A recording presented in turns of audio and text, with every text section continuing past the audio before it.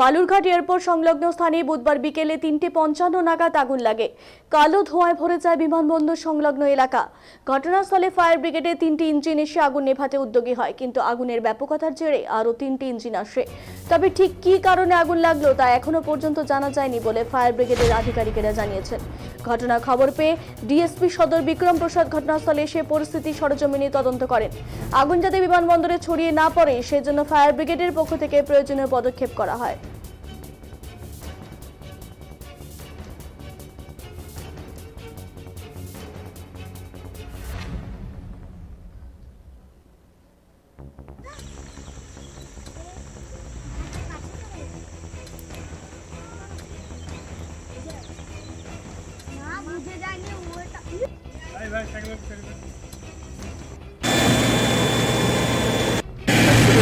এই সময়টা তো সমস্ত বুশগুলো যারা জঙ্গলগুলো আছে সেগুলো তো শুকিয়ে যায়, কিন্তু আগুন লাগার অনেক সময় গ্যাস থেকেও হয়ে যায়।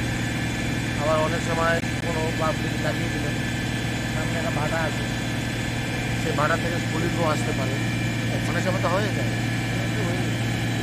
এমনি কি প্রাথমিকভাবে কি কোনো ক্ষয়ক্ষতি ক্ষয়ক্ষতি কী আছে জঙ্গল মানে এমনি কন্ট্রোলে আছে এখন আমার এগুলো কি যতক্ষণ জঙ্গল পড়তে থাকবে ততক্ষণ এটা ভয়ের কিছু।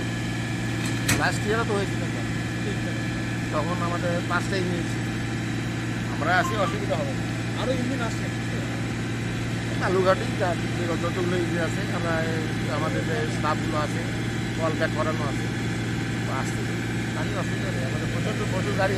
বর্তমানে দেখছেন আজকে বিকেলের দিকে আমরা একটা খবর পাই যে এয়ারপোর্ট, আমাদের এই যে বালুরঘাট এয়ারপোর্ট, সেখানে যে শুকনো থ্যাচ গ্রাসগুলো আছে সেখানে আগুন লেগেছে।